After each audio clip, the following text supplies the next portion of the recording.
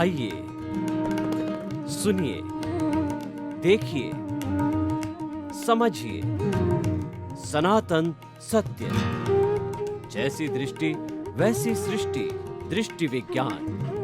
कुदरत, कुदरती रचना एवं कुदरत के कानून से शाश्वत सुख की प्राप्ति। जोधपुर के परम पूज्य महात्मा उपासक प्रोफेसर डॉक्टर सोहन राज तातेड़ के निर्देशन में सनातन सत्य। जैसी दृष्टि वैसी सृष्टि, दृष्टि विज्ञान।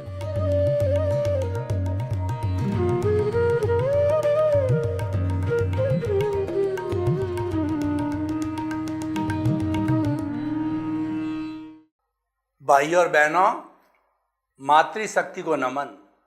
आज का बहुत सुंदर विषय है टूटते परिवारों की दशा। मैं आपको 20, 30, 40, 50 साल पहले ले जाता हूँ हमारी भारतीय संस्कृति की ओर, जब संयुक्त परिवार प्रथा थी। यानी एक एक परिवार में 3-3, 4-4 जनरेशन एक साथ एक चूल्हे पे भोजन पकाती थी, एक साथ घर में रहते थे, एक ही टेबल पर सब खाना खाते थे। 30, 40, 50, 100 मेंबर, ऐसी संयुक्त परिवार प्रथा हमारे हिंदुस्तान में थी। और ऐसी संयुक्त परिवार प्रथा 210 कंट्रीज के अंदर कहीं पर भी नहीं थी और नहीं है। हमारे यहाँ इक्की दुक्की कहीं पर आज भी मिलती है, उसके अवशेष बाकी है, लेकिन ज़्यादा नहीं है। हमारे यहाँ पहले ये आम थी। इसीलिए भारत की जो परिवार व्यवस्था है वो विश्व में अद्वितीय मानी जाती थी। और यह भी एक कारण था भारत के धर्म गुरु देश रहने का, क्योंकि जब एक लड़का लड़की की शादी होती थी तो कितने रिश्ते मल्टीप्लाई होते थे। दादा ससुर, नाना ससुर, नानी ससुर, दादी ससुर, काका ससुर, काकी ससुर, ननंद, भुजाई, न मालूम कितने कितने रिश्ते हो जाते। तो रिश्ते करते थे। ये बोला जाता था कि हमने 7 पीढ़ी का जो है आपस में संस्कार डाल दिया है। और होता भी था। बहन होती थी, फिर उसका जो कहना चाहिए तो बहन भांजा होता था, उसका जो वो उनको जो है मायरा करवाते थे। भांजे का बेटा होता था, उसमें भी मिन्नत डाली जाती थी। और जो सुहासनी बोलते हैं, बहन बेटी को सुहासनी बोला जाता है। भारतीय संस्कृति की हमारी संयुक्त परिवार व्यवस्था वो ये मानती है कि जो घर के अंदर जो फीमेल ने जन्म लिया है बहन बेटी के रूप के अंदर, वह हमेशा कुछ न कुछ घर से ले जाने वाली है, क्योंकि वह घर की सदा जो कहना चाहिए ये होल लाइफ पार्टनर है। लड़का होता है वो तो घर में रहता है, वो तो कमाता है, उसकी बहू आती है और वो पैसा कमा करके पिताजी का कमाया उसमें कुछ ऐड करता है या माइनस करता है, यानी उसकी प्रॉपर्टी का वो तो अंडरस्टूड एक पार्ट है ही है। लेकिन ये बहन बेटी सुहासनी है, वह अगर आप देना चाहो तो दहेज का अर्थ होता है कि द का मतलब देना, हेज का मतलब प्रेम के साथ में, कि इसने भी घर में जन्म लिया है, यह भी इक्वल जो है प्रॉपर्टी का अधिकारी है, तो उसको देना चाहिए। और देते भी है लोग प्रेम से, लेकिन उसकी कुरीति के रूप में आजकल प्रेशर डाल के लिया जाता है, फोर्स डाल के लिया जाता है, सौदाबाजी से लिया जाता है। ये कुप्रथा, ये कुरीति है, इसका उन्मूलन किया जाना चाहिए। हम उसके बिल्कुल पक्ष में नहीं हैं। तो देखिए ऐसी पारिवारिक व्यवस्था, उसके कितने फायदे होते थे। देखिए कि बहुत से पुराने ज़माने में, हमारा राजस्थान की बात करूं तो राजस्थान के अंदर जो हमारी एम्यूनिटीज यानी प्राकृतिक बहुत विपदाएं हैं, यहाँ पानी की कमी, बिजली की कमी और उपजाऊ भूमि की कमी, तो लोग कमाने के लिए पैसा दूसरे फर्टिलाइज्ड एरिया में साउथ साइड के अंदर जाते थे। कर्नाटक है, महाराष्ट्र है और जो है आपका तमिलनाडु है, आंध्र प्रदेश आदि आदि, वहाँ जाकर के वो 10 साल 12 साल कमा के लाते थे। 4-5 भाई होते थे संयुक्त पारिवारिक प्रस्ताव में, एक भाई माँ बाप दादा दादी के पास में रहता था, सब परिवार, और वो बाकी कमा के लाते थे, वो भेजते थे घर के अंदर। और जितना भी जैसे रिलेशनशिप का है, रिलेशनशिप राजस्थान वाले राजस्थान में होती थी, तो वो सिर्फ एक कमाने का काम करते थे 3 भाई, चौथा भाई रिलेशनशिप भी जो है वो मेंटेन करता था, यानी किसी की शादी में, किसी की गमी में वो हमेशा प्रेजेंट होता, रिप्रेजेंटेटिव ऑफ द जो है संयुक्त परिवार के रूप में होता। दादा भी जा सकता है, पिता भी जा सकता है, बेटा भी जा सकता है, जैसी जैसी सहूलियत हो, जैसा जैसा स्वास्थ्य हो। तो देखिए इसके अंदर किसी को कोई परेशानी नहीं आती थी। और उनके जो 3 भाई जो दिशावर में, उनकी लेडीज राजस्थान में रहती थी, क्यों दिशावर के अंदर एकोमोडेशन लेना बहुत बड़ा महंगा काम था, पैसा बचत नहीं होती थी, तो अपने जो है वो उनकी फैमिलीज को यहीं रखते थे, यहीं पढ़ाते थे।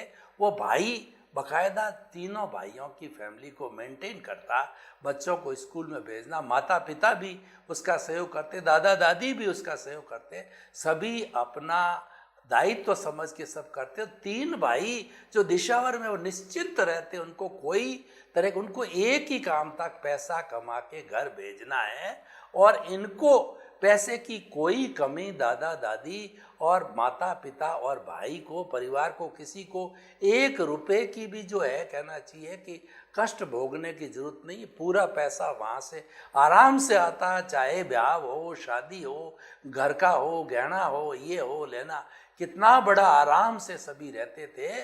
और जब सब वयस्क हो जाते थे, बच्चे बड़े हो जाते, प्रेम से बंटवारा वो कर लिया करते थे। और वो भी बंटवारा कैसा, वो अपनी प्रॉपर्टी का तो बंटवारा कर, बिजनेस साथ करते रहते, साथ रहते थे। लेकिन धीरे धीरे समय बदला। समय कैसे बदला मैं आपको बताता हूँ कि मैं जो है एक सेंटर से एक वृत्त यानी सर्कल खींचता हूँ। एक सेंटर से एक ही सर्कल खींचा जा सकता है, ये मैथमेटिक्स की थ्योरम है। तो आज से जब संयुक्त परिवार प्रथा एकदम कहना चाहिए फुल स्पीड में थी, उस समय के अंदर केंद्र में गुणशील और अच्छे लोगों को रखा जाता, मूल्यों को रखा जाता था। कौन से मूल्य? मित्रता, प्रेम, सौहार्द और सम्मान, हरेक के अस्तित्व को स्वीकार करना, हरेक के साथ अच्छा व्यवहार करना और अच्छा चिंतन करना, अच्छा बोलना और हरेक को सम्मान देना, अतिथि देवो भव, ऐसे मूल्य सेंटर में हुआ करते थे। परिधि के ऊपर धन संपत्ति और साधन और जितना भी हमारा पद प्रतिष्ठा, वो सेकेंडरी चीजें हुआ करती थी। स्वार्थ की वृत्ति एक ऐसी होती है कि उसके अंदर परिवार टूटता है, और त्याग की वृत्ति ऐसी होती है जिसमें परिवार जुड़ता है। तो ये परिवार टूटने का मैं आपको कारण बताऊं, सबसे बड़ा कारण तो स्वार्थ का हो गया। जिसके पास में पद है, प्रतिष्ठा है, जो अच्छा कमाता है, वह अपना अलग होने लग गया। और दूसरा स्वार्थ का, और तीसरा सहनशीलता की कमी आ गई। पुराने जमाने माँ बाप ने कह दिया, दादा दादी ने कह दिया, बड़े भाई ने कह दिया, तो उसको अपनी जो है आज्ञा स्वरूप मान के उसका सत्कार करते थे, उसका प्रतिकार नहीं करते थे, उस पर कोई भी एक्शन टू द रिएक्शन नहीं करते थे। लेकिन आज तो कोई कहा जाए, एक बात कही जाए तो छोटा भाई, छोटा बेटा, छोटी बहू है, वो 4 सुनाती है, टिट फॉर टैट करती है। वो कहती है मैं कौन सी कमज़ोर हूँ, नेले पे दैला मारती है और जो है बदला लेती है। वो कहती मैं पढ़ी लिखी हूँ, बड़े घर से हूँ, मैं किसी की कोई बात क्यों सहन करूँ। पुराने ज़माने में ऐसा नहीं हुआ, चाहे बड़े परिवार से हो चाहे छोटे परिवार से, all are equal in the family. तो किन कारणों से परिवार टूटे? एक सबसे पहला स्वार्थ की वृत्ति, दूसरा सहनशीलता की कमी, तीसरा त्याग की वृत्ति। जो संयुक्त परिवार होते थे, मान लीजिए घर के अंदर 50 मेंबर है और 50 लड्डू बने हैं अच्छे बड़े साइज के, एक एक लड्डू हर एक को दिया जाएगा। अगर कोई भाई आगे पीछे स्कूल गया हुआ है बेटा या कोई भी है, उसकी माँ उसका लड्डू अलग रखती थी। फ्रूट लाए जाते तो ये बाप ये गिनती करके लाता, तो उसको ध्यान था कि वो 50 केले लाने हैं, 50 सेब लानी है, कोई भी चीज़ है उतना ही लाएगा और सब में इक्वल बटेगा। उनके जो है मदर हुआ करती थी, वो ऑटोमेटिकली अपना हिस्सा लेके अपने बच्चों में बांट दिया करती थी। किसी को कोई तरह का भेदभाव नहीं। कपड़ा होता था वो सबका एक जैसा लाया जाता था, अब अपने अपने तरीके से सिलाओ दिया जाता था, यानी कोई भेदभाव नहीं, त्याग की वृत्ति थी। लेकिन बाद में क्या हुआ कि जो अप्रोच वाला है, ज़्यादा कमाने वाला है और बड़ी पोस्ट वाला है, वो लॉइन शेयर ले ले, वो 4 लड्डू अकेला ही खा जाता था और घर की जो फैसिलिटीज, अच्छा कपड़ा है, लत्ता है, अच्छी फैसिलिटी तो बिना त्याग की वो खुद भोगने लग जाता, अपने परिवार में भोगने लग जाता। यूँ धीरे धीरे करके ये परिवार टूटते गए। फिर एक ऐसा कॉन्सेप्ट, ये कहाँ से आया, इसको न्यूक्लियर फैमिली कहते हैं। ये आया वेस्टर्न सिविलाइजेशन से। उसका पूरा का पूरा असर हमारे बहुत सी चीज़ों पे आया। लेकिन आज का विषय जो है टूटते परिवारों की दशा पर है, तो हम प्योरली हम फैमिली की बात करेंगे कि वेस्टर्न कल्चर की हम कोई भी उतरती बात नहीं करते, उनकी निंदा नहीं करते। वेस्टर्न सिविलाइजेशन के अंदर बात अलग है।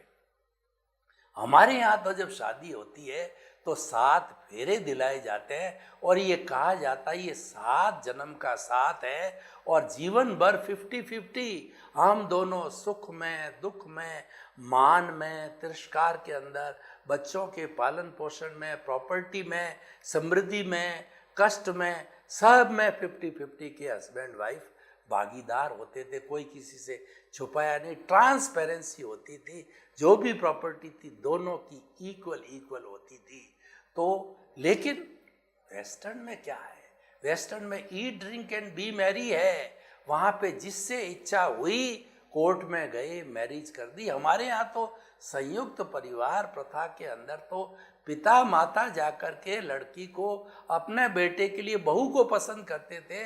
बेटे को दिखाए या ना दिखाए उन्होंने ओके कर दिया, बेटा ओके कर लेता था। माँ बाप करते हैं वो हमेशा अच्छा करते हैं, दादा दादी करते हैं हमेशा अच्छा करते हैं, नाना नानी करते हैं हमेशा अच्छे करते हैं, मेरे भले के लिए करते हैं, भले के लिए क्या होगा।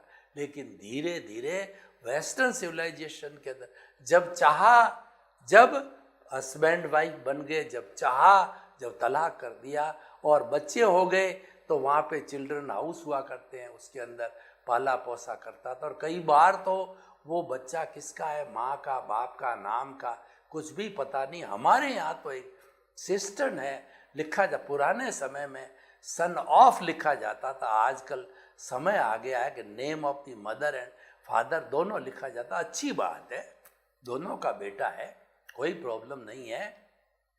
परंतु आदमी की पहचान सन ऑफ से होती थी कि सोहन राज किसका बेटा, सन ऑफ मुल्तान मल जी, मोहनलाल सन ऑफ सोहनलाल, ऐसा बोला जाता था। तो इस तरीके से हमारी ये बड़ी भव्य अद्वितीय प्रथा थी। वेस्टर्न सिविलाइजेशन का असर आया तो यहाँ पर क्योंकि वो चीज़ें पैदा हो गई थी, असहनशीलता, स्वार्थ और जो है वो अत्याग की अवस्था, तो धीरे धीरे यहाँ भी टूटते रहे। बेटा जो है शादी हुआ, अपना अलग घर बना दिया, विदेश में चला गया, दूसरे देश में चला गया। माँ बाप बेचारे बूढ़े हो गए, पुराने घर में बैठे हैं, उनके खाने पीने का कुछ पता नहीं। 2 या 3 बेटे हैं और बेटी है ससुराल चली गई और वो बेचारे अकेले के अकेले रह गए और भूल से उन्होंने अपना हिस्सा नहीं रखा, तो उनकी हालत तो ऐसी खराब होती है कि ईश्वर ही उसका मालिक है। अब देखिए, टूटते हुए परिवारों के कारण हमने बताए, अब उनकी दशा कैसी है। देखिए, अकेला कमाने वाला, और आजकल तो वैसे परिवार छोटे होने लग गए। मेरे हम 12-1 डजन भाई बहन थे, जिसमें से जो है वो 3 गुजर गए, 9 स्टिल हम अलाइव हैं, पहले हुआ करते थे, कोई बड़ी बात नहीं। और हमारे माता पिता ने जो अलाइव नव को सबको विद्वान करोड़पति, चाहे बेटियां हो चाहे बेटे हो, सबको करोड़पति के घर दिया, या वो स्वयं करोड़पति, उनको ऐसे संस्कार दिया, धंधा सिखाया, अच्छे उसूल सिखाए, व्यसन मुक्ति सिखाई, उनको पारिवारिक जो है उनको संस्कार दिए कि आज सभी हम 9 हैं, कोई अच्छा पढ़ा लिखा विद्वान है और हमारी बिजनेस फैमिली है तो सभी करोड़पति है, कोई करोड़पति से कम नहीं है। तो हम ये कहना चाहते हैं कितना फर्क आ गया। आजकल हम 2 हमारे 2 और नया कॉन्सेप्ट आया, हम 2 हमारे 1। खैर जैसे भी हो वो तो समय की बात है, लेकिन प्रश्न ये है कि अगर मान लो गृहिणी जो है वो जॉब नहीं करती और बेचारा अकेला कमाने वाला है, तो कभी बीमार पड़ गया अकेला, और पत्नी को दिखाने जाना हॉस्पिटल, बच्चों को स्कूल छोड़ने जाना है, और जो है कोई भी काम करना, आगे आगे कोल्हू की बैल की तरह ब्याह में जाना है, शादी में जाना, मरने में जाना है, और किसी के गमी में जाना, वो अकेला कोल्हू की बैल की तरह वो अकेला रहता। 24 आवर टेंशन रहता है, तो उसके अंदर 24 घंटे में उस अकेले व्यक्ति के परिवार के कमाने काम पूरे होते ही नहीं हैं, और उसकी कमाई भी आज की महंगाई और बढ़ा हुआ स्टैंडर्ड, बढ़ी हुई रिक्वायरमेंट, तो उसकी कमाई भी सामान्य व्यक्ति की पूरी नहीं होती है। मैं जो 2-5% लोग बहुत धनाढ़ है उनकी बात नहीं, मैं तो कॉमन मैन की बात करता हूँ कि किस तरीके से जो मध्यम वर्ग के लोग हैं वो पीसा जा रहा है, वो उसमें हो नहीं सकता। ये दशा यानी 24 आवर्स अकेला व्यक्ति जो है वह पिसता रहता है, टेंशन में रहता है, जीवन भर टेंशन में रहता है। बच्चों को पढ़ाने में कॉम्पिटिटिव कितना है आजकल, पढ़ाई कितनी खर्चीली है, और उसके बाद के अंदर ब्याह शादी हो जावे तो जरूरी नहीं कि वो ब्याह शादी सक्सेस होगी। कभी लव मैरिज हो जाती है, कभी जो है वो फ्रेंडली लिविंग हो जाता है, कोर्ट का जो आदेश है उसके अनुसार, तो कुछ न कुछ हो जाता है। तो देखते हैं वो तो तलाक लेके घर बैठी है, वो तो अपने घर माँ के घर आ गई, वो लाइबिलिटी बन गई।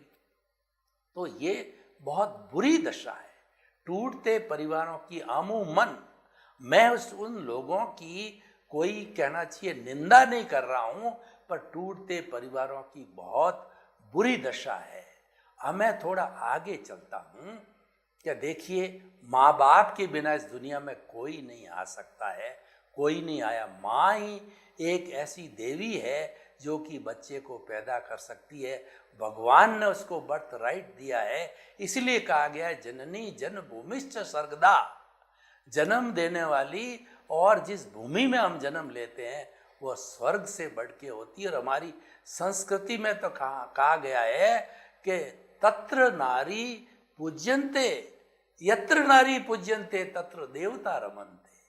जहाँ पे नारी की पूजा होती है वहाँ पर देवता निवास करते हैं।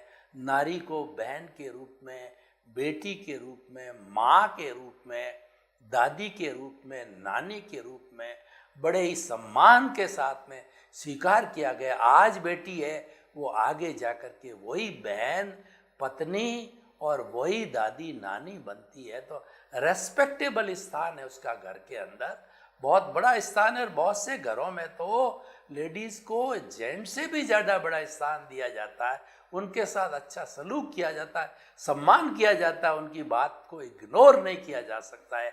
जेंट्स की बात तो कई बार इग्नोर कर दिया जाता है लेडीज़, क्योंकि वो एक क्षमा की मूर्ति है, वो जन्म देने वाली। और माँ जो है वो अपने हर बच्चे का ध्यान रखती है और उस बच्चों को बड़ा करती है। ये अलग विषय है, माँ का बहुत अलग से विषय है माँ का। तो मैं ये कहना चाह रहा हूँ कि उन माँ बाप की कंडीशन क्या है।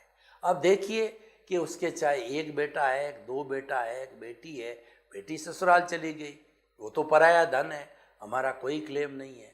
बेटा चाहे 1 है, 2 है, कोई अमेरिका चला गया, कोई जो है वो जापान चला गया, कोई जो है वो साउथ इंडिया में चला गया। ले दे कर के माँ बाप बेचारे अपने पुराने घर में वो अकेले के अकेले। अब उनकी उम्र 70, 75, 80 पार हो गई, दोनों बीमार रहते हैं, कोई संभालने वाला नहीं है। और बेटे भी कितने सपूत होते हैं आज आप जानते हो। मैं उन लोगों की निंदा नहीं करता जो माँ बाप को भगवान समझते हैं।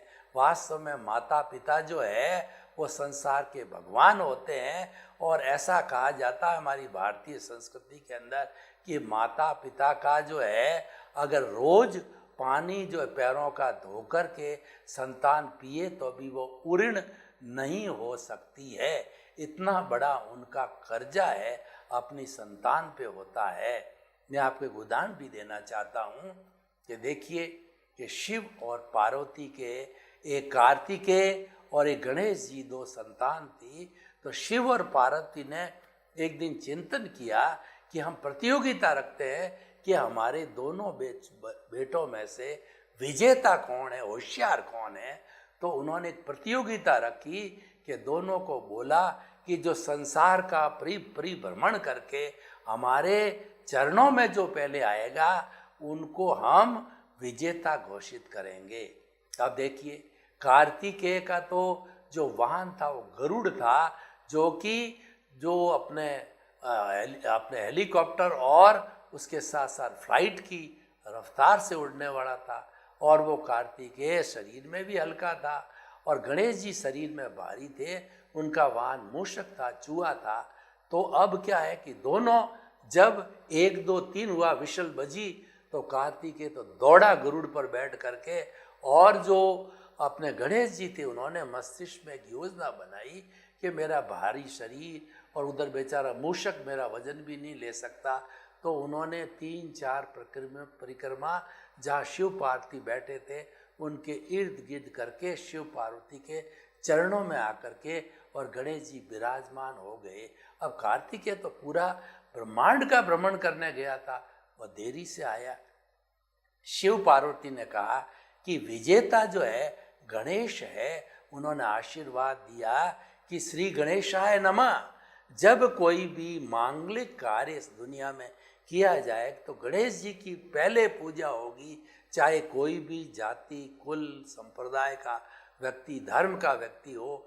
मांगलिक कार्यों में गणेश जी की प्रथम पूजा होगी और गणेश जी पहले याद किए जाए। तो आज तक हम कोई भी मांगलिक कार्य करते हैं तो गणेश जी की पहले पूजा करते हैं, फिर अन्य अन्य देवी देवताओं की पूजा करते हैं या हमारा मांगलिक कार्य करते हैं। तो देखिए ऐसा माता पिता का आशीर्वाद। और ऐसे जो है माता पिता, आप जो है इससे जुड़ा हुआ देखिए कि श्रवण कुमार का उदाहरण देखिए। अपने अंधे माता पिता को कावड़ में दोनों तरफ लेफ्ट राइट में बिठा करके अपने कंधे पे कावड़ से वो पैदल चल करके उन्होंने तीर्थ यात्रा कराई। बाद में दशरथ के द्वारा वो मारे गए, वो दूसरा प्रकरण है। और दशरथ को जो है वो अभी जो शाप भी मिला उसके माता पिता से, लेकिन और उनको इसीलिए राम का वियोग वो सहन नहीं कर सके। उनको जो है राम को 14 वर्ष वन जाना पड़ा, वो दूसरा प्रसंग है। तो ऐसे श्रवण कुमार जो होते हैं वो वास्तव में सही संतान होती है। तो आज हमारी भारतीय संस्कृति में ऐसी संतान का वो गौरव के साथ नाम लिया जाता है और वो गौरव की अनुभूति की जाती। तो भाई और बहनों, उन माता पिता की कंडीशन क्या है? माता पिता एक अम्ब्रेला है, माता पिता एक शेल्टर है। जिस घर में माता पिता नहीं होते हैं वो घर में अपने आप को लोग अनाथ मांगते हैं। और कई ऐसे अच्छे बच्चे होते हैं जो भाई भाई बंटवारा करते हैं। तो जो अच्छा श्रवण कुमार होता है वो सबसे पहले ये कहता है कि भाइयों अपना अपना बंटवारा तो कर देना, लेकिन हम सबसे निवेदन करना चाहते हैं कि माता पिता की सेवा का मौका हमको देना, मेरे परिवार को देना। कितनी बड़ी बात है कि माता पिता का जो साया और वो 70-80 साल के बूढ़े हाथ जो है जिनके धूसते हैं, वो उनका धूसता हुआ हाथ जिस बच्चे के सिर पे पड़ जाता, आशीर्वाद बनता है, वो माला माल होता है। यह लौकिक पारलौकिक दोनों के अंदर उसको लाभ ही लाभ मिलता है।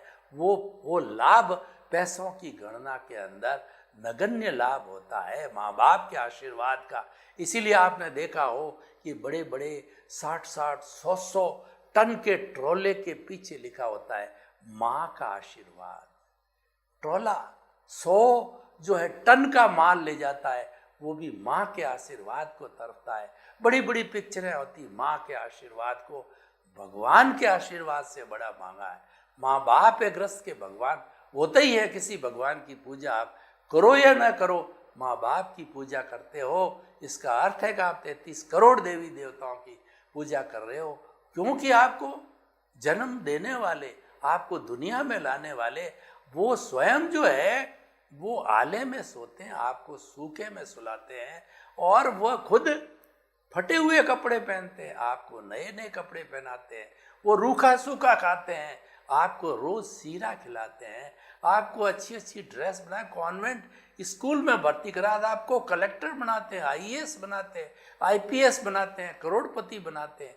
अरे माता पिता का सपोर्ट ना हो, किसी माली का सपोर्ट ना हो, तो क्या पौधा बड़ा हो सकता है? उस पौधे को तो लगते ही पशु खा जाएंगे। वो ट्री गार्ड लगाता है, खाद देता है, पानी देता है, खुरपी देता है, तब जाकर के पौधा ट्री गार्ड के अंदर बड़ा होकर के फिर वो वट वृक्ष बनता है। तो मालिक उसका माँ बाप होता है। तो आपके ऐसे माँ बाप, क्या आप बता सकते हो कि बिना माँ बाप के सहयोग के आप बड़े बन सकते हो क्या? तो कुल मिला के हम ये आपको कहना चाहते हैं, टूटते परिवारों की दशा बुरी है, और उसमें सबसे ज़्यादा जो वृद्ध माँ बाप है उनकी दशा तो उससे ज़्यादा बुरी है। इस पे गहनता से चिंतन किया जाना चाहिए। संयुक्त परिवार प्रथा को वापस लाया जाना चाहिए। सर्वे भवन्तु सुखिनः, सर्वे सन्तु निरामया। लोक के सब जीवों को सुख मिले, शांति मिले, आनंद मिले, प्रेम मिले, सौहार्द मिले, और सभी भाई भाई की तरह रह करके इस धरा पर जो है वो स्वर्ग को उतार लाए। आपके प्रति मंगल भाव।